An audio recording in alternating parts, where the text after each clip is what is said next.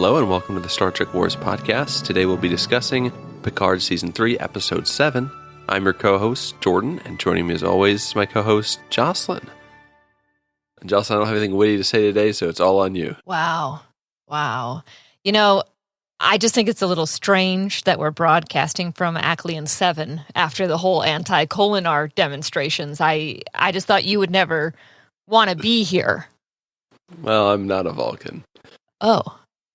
Well, this is... And I don't even know where I am, to be honest, half the time. This is shocking news. I thought it was actually on 6. Today we'll be reviewing Picard Season 3, Episode 7, which is entitled Dominion, but I think they might have messed that up. It's written by Jane Maggs, Jane Maggs, and directed by Deborah Kempmeyer. Crippled, cornered, and out of options, Picard stages a gambit, another great two-part episode, to trap Vadic and reveal her true motive. A gamble that puts the Titan in the crosshairs and forces Picard and Beverly to question every moral code they ever held. Every single one. This episode could have been named Code of Honor. That would have been a better title. Pretty good. So, Jocelyn, what are your thoughts, preliminary thoughts for this week's episode? I really liked it. Okay. This might be my favorite episode. And I think that's going to be a bit controversial because I can see some OG Star Trek stans not liking some of the choices here, but that's why I think I did like them. So, wow, okay. So look no further than me, because I think this is my least favorite episode of this series so far. Well, let's go then. That we'll get into. Before we get into our pros, I'll say our mother called me Thursday night. Oh my God. To ask me how Picard and crew were going to get out of this predicament. Nuh-uh. Yes. Mom called you to see how... Yeah, so, it's just great that Star Trek is so popular that my own mother would call me and be like, hey, what's going to happen? And unfortunately, it was a struggle getting through this episode just because kids kept waking up. And so she called me, right as it ended. She's like, how are they getting out of this? And I don't think my answer was satisfactory. But I did tell her that we do a podcast. She's like, oh, yeah, I keep forgetting about that. My God. All my thoughts are right there. So I'm going to send her the link to listen to this. So, hi, Mom. Hi, Mom. So, pros for this week, Jocelyn. What did you like about this episode? Sounds like a lot. I liked a lot. And it might all be down to the fashion details for me. Okay. Because I've been missing them, okay? But there was some fashion this episode. Thank the star gods. Number one, the are we villains or are we dancers leather jackets. I think that's a Killer's song. It might be. The leathers that they were wearing, their I don't know if those were the away jackets or their casual, just you knew they meant business in those jackets, and I love that about the clothing, what clothing can say about a moment. Number two, we got a glimpse of Picard's knit sweater underneath his jacket, and I've missed Picard in a knit. Oh. And this was a very nice gray, just kind of a mock neck situation. Loved it. Looked great. Number three, Vadic and her half gloves that are only on her pinky and her fourth finger. And they exactly matched the red kind of burgundy in the captain's chair. I don't know if they thought that through or not, but I love it. And then I feel like I got to see the details of Vadic's henchlings and the level of detail in their outfits and just how, and maybe I just didn't notice this before, but just how bird-like they are, kind of beakish, but then they've got the fabric that's just kind of shredded a little bit and it drapes kind of like feathers when they move. Seeing them in movement, the outfit is so much more detailed than just seeing them sitting there. So that was very fun and very cool. And then just the little details, and I did watch the Ready Room, and they did get with the costume designer for this season. So no, watch it. It's the first thing that is on the Ready Room this week is the costume designer. And like, cool. highly, highly recommend, because there are little details in these costumes that are never going to be picked up really on screen.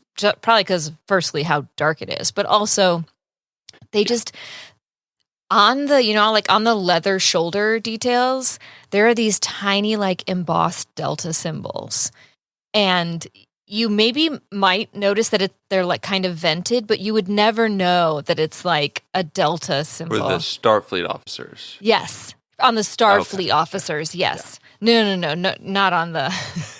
I was like, wait. Not on anything else. The irony here is like a lot of the fashion is coming from changelings who can literally make themselves look any way they want. If I was a changeling, I'd be wearing exactly what I'm wearing now, like a Tommy Bahama, like button up, like comfortable... Oh, I would be wearing black leather. This is a good question. If you were a changeling, what would you be wearing? Probably several different outfits per day. Oh, imagine. Absolutely. Every room would have an outfit. Honestly, I'm just wearing pajamas all the time if I'm a changeling. Forget it. I love the detail in the outfits, and I love how subtle it is, and yet it's very, very detailed. Moving on to the rest of my pros. Jack Crusher, I just want you to know that you are worth it. Okay? He says he's not worth it, and I just say emphatically, you are. That was my response. I really am liking the dynamic, the little will they, won't they romance thing between he and Sydney. And then also, what he can do, so he snaps into fighter mode, but now he can read minds and control bodies. So this is not a Tuma. This is like something that changelings probably have implanted in him somehow, and I'm very interested to find out how and to what purpose. Tuvokling makes his debut. And it's just nice to get Tim Russ back, and the way that they did it, lulling you into a false sense of security. You even got like the Voyager music swelling, and you're like, it's Tuvok! And then they were like, oh no, it's not. That was really good.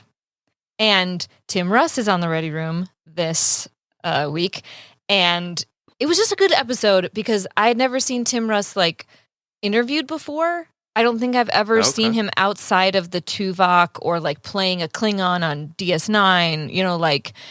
You've seen him in Spaceballs. What? They say, comb the desert, and they're literally combing the desert. And he says, we ain't found shit. That's Tim Russ. No way. Yeah. Oh. He's in Inside Man. He's in a lot of different things here and there that maybe you haven't seen. Yeah. When you see someone who normally has pointy ears, they don't have pointy ears, it's impossible really to recognize them. Exactly. Absolutely. It's like when a superhero puts on glasses, it's like, whoa, Clark Kent, where did Superman go? He was standing right here. Right here. And now you're here. Weight, yeah. Chiseled jaw. Crazy.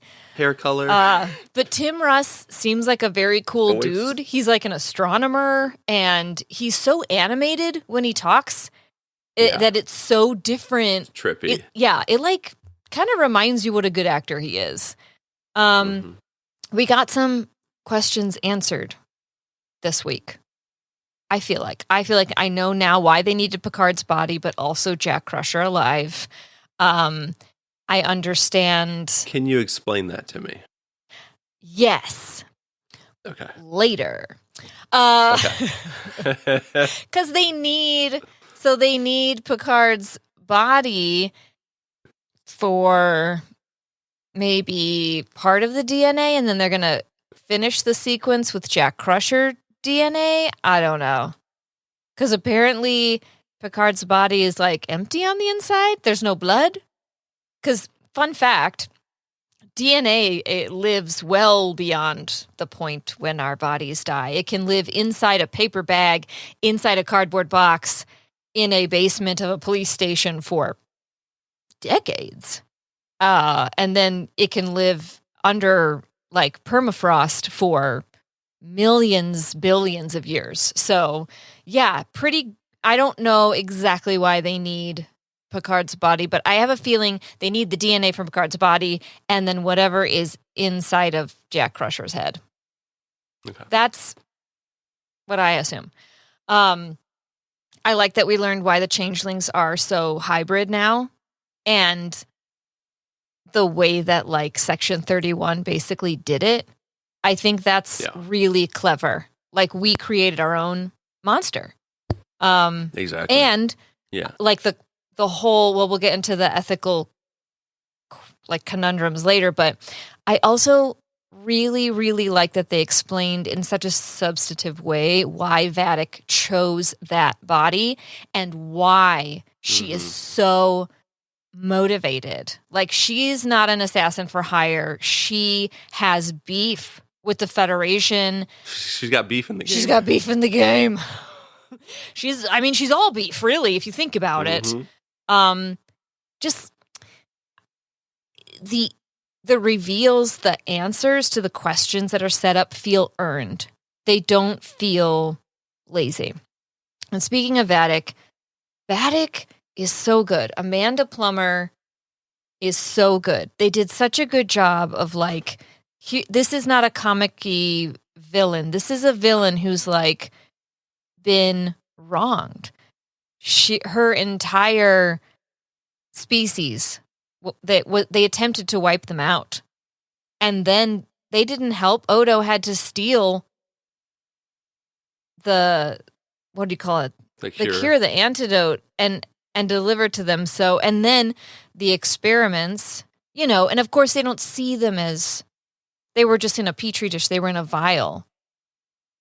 And so to experiment. It's pretty vile what they did to the changelings. It's vile what happened in those vials. Wow. I can't with you.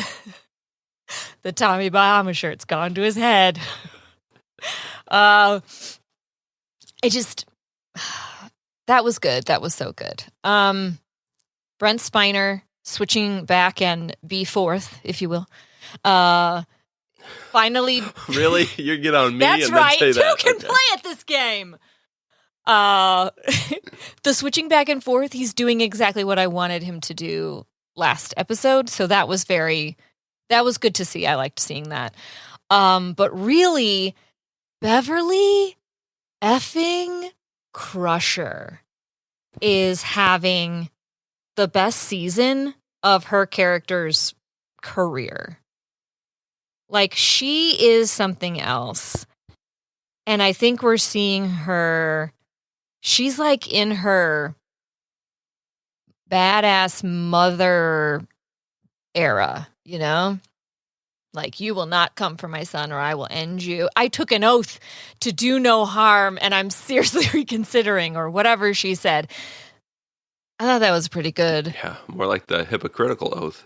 Right. Well, the extent, and we'll probably talk about this in somebody's cons, but, the things that parents will do when their children are threatened, I think are outside their day-to-day moral and ethical codes, I would say. So I just thought she's so good this episode, and I really liked the moments between she and Picard, especially. And then lastly, for my pros, I love, love, love these episodes when we really get into Starfleet's ethical gray areas. I personally love the nuance of that. The changeling virus, Project Proteus, just, the kind of ends justifying the means, the whole Section 31, like getting an entire branch of the Federation to kind of take on the unsavory job that is justified because we're, for the sake of safety. It's very interesting, and it saves Starfleet from being too perfect, which of course it can't be. There has to be nuance there. There has to be something. I just think that's good, and I don't think we should fear that and automatically label that like new Trek. I spent a lot of time in the IMDb basement this episode because it wasn't scoring as high as the other episodes, and I wanted to figure out like why. And people just want one thing or the other. They want black or they want white, and it just, I think the gold is look to the cookie. Look to the cookie. Yeah, don't fear the nuance. Good things can be bad sometimes, and bad people can do good things, and sometimes things are both good and bad. Like, it just, that's what's cool. As my son would say, a good bad guy. A good bad guy. See? He's not a bad guy. He's a good bad guy. See, Dax gets it. I've got 2 neutral zone things. No Raffi, no Worf, no Riker, no Troy. Understandable. That's why it's neutral zone. 4 things. I missed them, but that's okay. I like how they they know when they need a character and when they don't. And then, as much as I love Vadic, villains monologuing and just explaining the entire situation. It's so rote, and the thing that makes it neutral zone and not a con is because Amanda Plummer does it so well. And because it was a big reveal. It wasn't just wasted time or things we already knew, or, you know what I mean? It was substantive, and it wasn't too much. So, yeah, that's what I have. What do you have? Well, I like that we start off. I was very excited. The episode's called Dominion, and I kind of talked last week about how it could be a minor spoilery title. Turned out I was fairly far off in that to an extent. We do start at the Chintaka Scrapyard, which is the location of several battles and actually one of the big wins for the Federation. So that was pretty cool. And it makes sense to kind of hide your ship in a scrapyard because, you pretty much have like an asteroid belt or a scrapyard or a nebula. Those are the 3 places you get to hide. Yeah, that's pretty much it.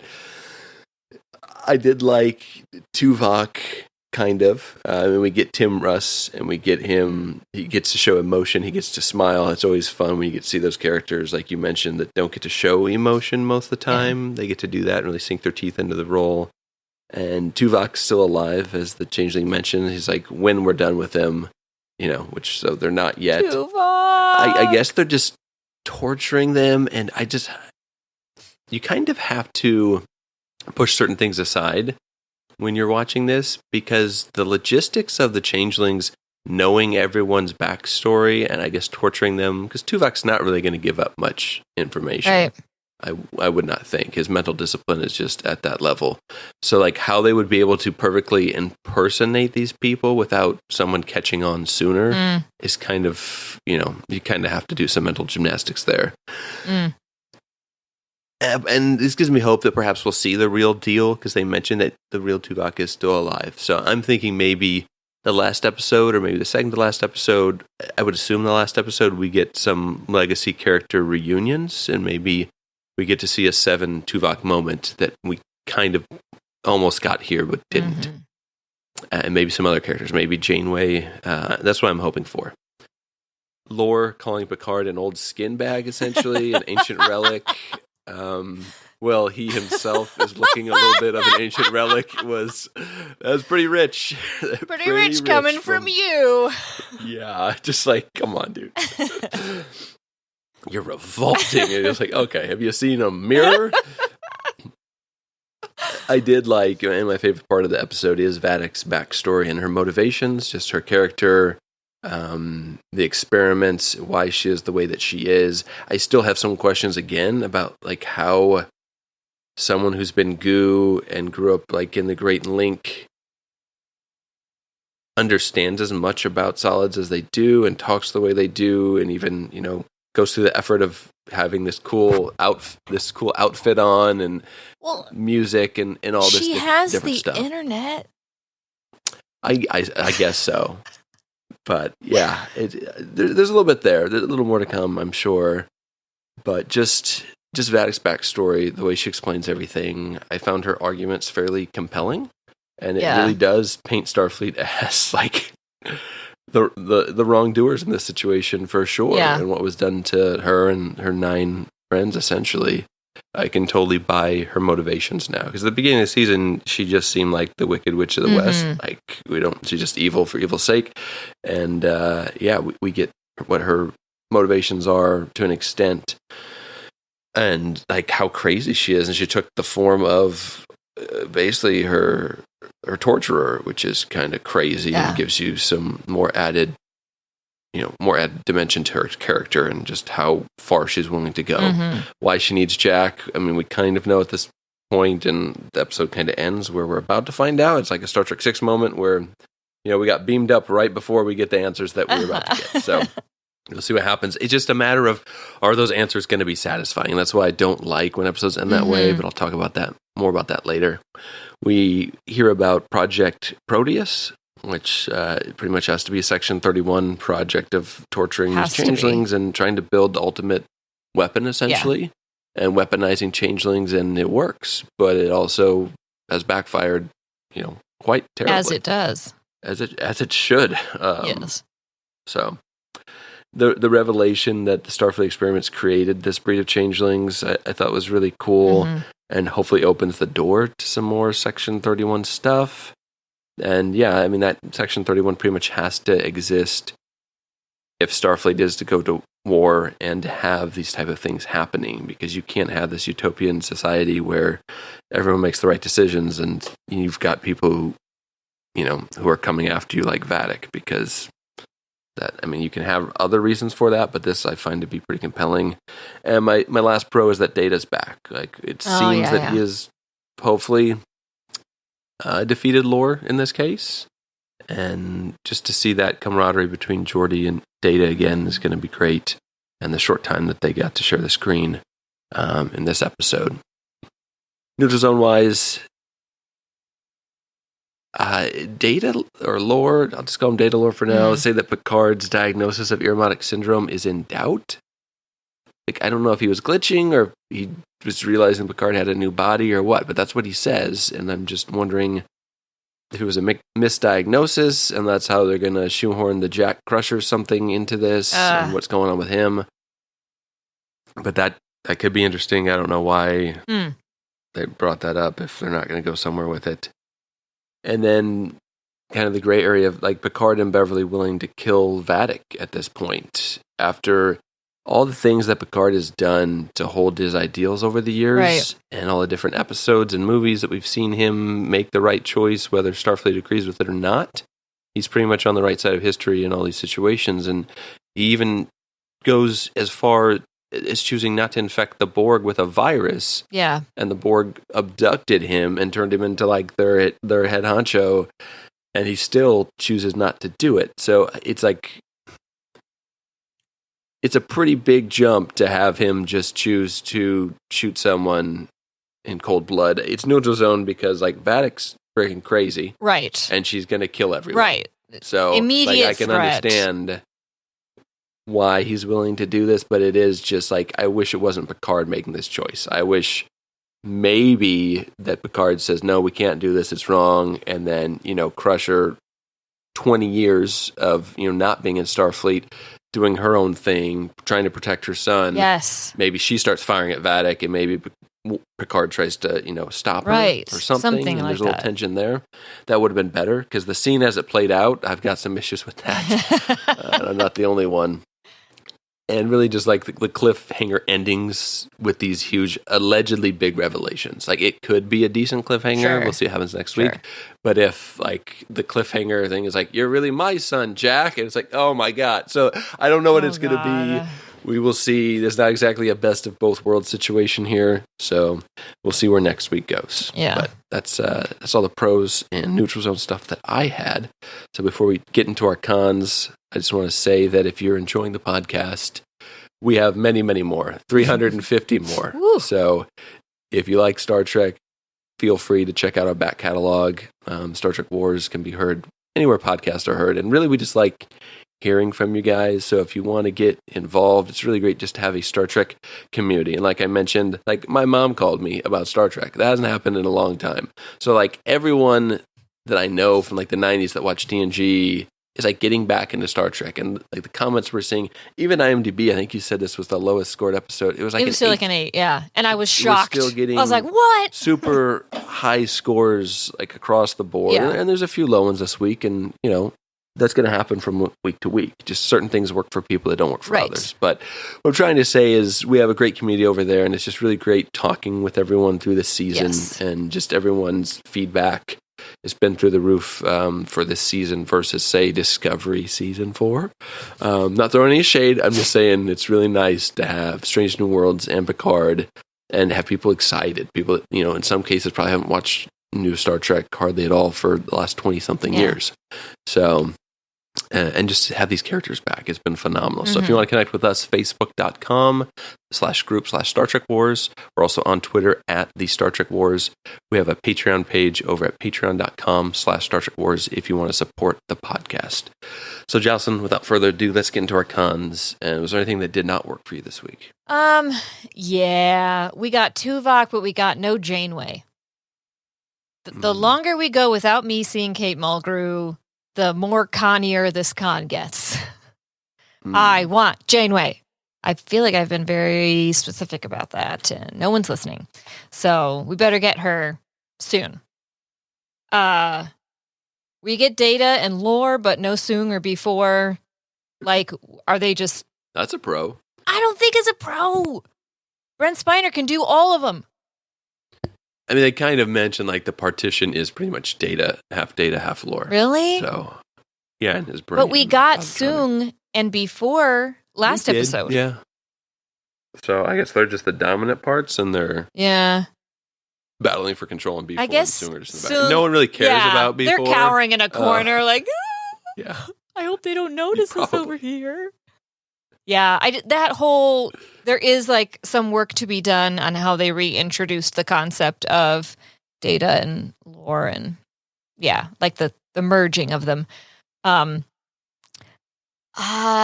You talked extensively about this in your neutral zone, so we don't have to spend very much time on it, but like, were Bev and Picard gonna just like kill Vadic? Just like, boom, boom, you're dead? I mean, fortunately, Picard has the reflexes of a 100-year-old man. Weird. Yeah. He seems so young. But we know Bev is a good shot. And here's the other thing. This is connected to my last con, which is WTF with these phasers. I don't understand. I grew up, so in my day, in the real Star Trek, you had phasers set to stun or phasers set to kill. Okay? This new Trek seems like you can set your phaser to stun, you can set your phaser to kill, you can set your phaser to wound, you can set your phaser to make a hole but make it not kill them, you can set your phaser to obliterate them into like a burst of sparkly ash that then falls to the ground. I don't understand what's going on here. I think it depends on what kind of changeling they are, maybe, on how they disintegrate. Because like the ones that came after her in the first episode turned to ash. Yeah. But some don't. Depends on what setting it's on. I'm assuming the phaser that Bev was using is not Starfleet standard issue. Maybe some aftermarket, Where did that go, though? I mean, I'd keep that on me. I probably would, too. A little less practical the Starfleet starships are open carry, man. You can have those. Yeah. They usually have like 10 different settings, and they usually start low and shoot someone and it doesn't work, so they go to the higher setting and it either does nothing and they have to find another solution, or it vaporizes them.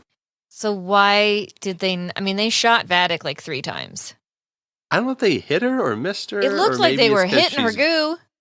Have they haven't really shot one that's goo, except for maybe one? Well, and the henchlings that she had, they shot them down. Like, he face planted out cold. And then just got up. When they were gooey? No, when he was solidy. Yeah, so maybe that has something to do with it. I don't understand, okay? Because when they're shooting Vadic, she's like in her goo form. Yeah, but the changeling who was solid got right back up after getting shot. Oh, I don't know. Maybe these are the special ones. Maybe saying these are her 9 friends. New Trek coming in with this new technology and suddenly we can't kill anybody? What is this? Sorry. Ugh. I have a little lore data thing going on here. That was very much my lore, and now lore from Brooklyn, data is back. Yeah.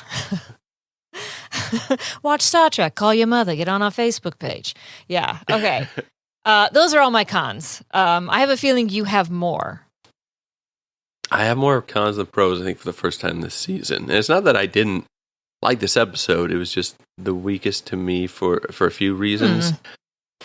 Part of it was my own expectations.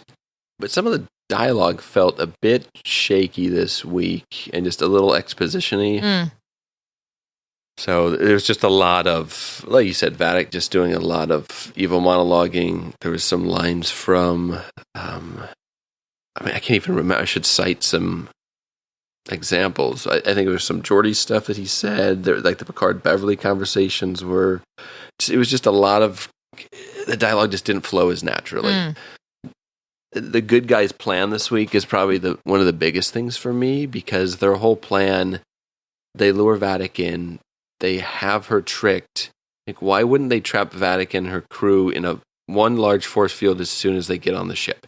Instead, they have Jack try to outrun phaser fire, and for some reason, Geordi's daughter is also helping him with no other backup whatsoever. You've got 12 people on the bridge when you're sitting still doing nothing, and they're just like running with this elaborate like multi-tier force field system set up where they're trying to time it perfectly and trap them.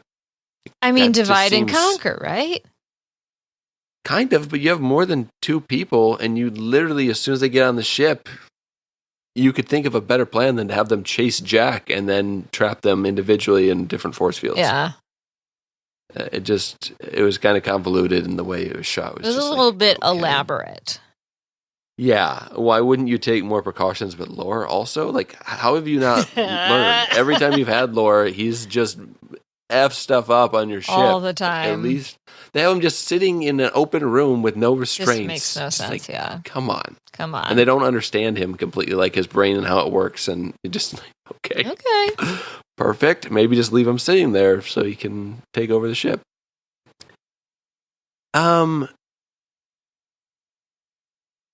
Yeah, Jack taking over Sydney's body, like it's not quite Turnabout Intruder level, but it's not great. You didn't like it?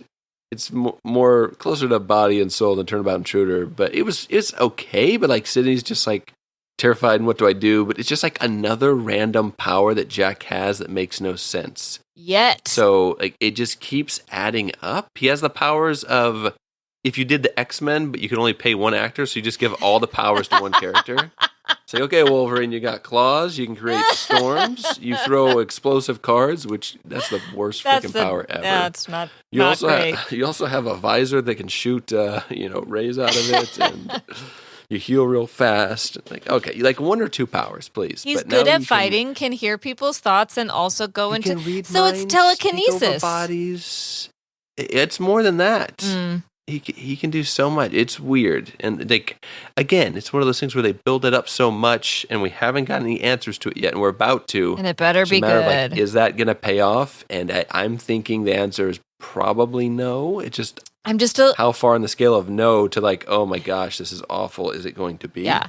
I'm a little worried, but some of the things that give me solace is historically for this season, the questions have been answered sufficiently. And then also, Jack sees this red door and these what looks to me like red vines, or like, they look like arteries to me, like these branching off, like blood vessels. And there's rose petals falling, or at least what I think are rose petals. And that's very reminiscent of Picard's visions, where he would see if you're going the botany route,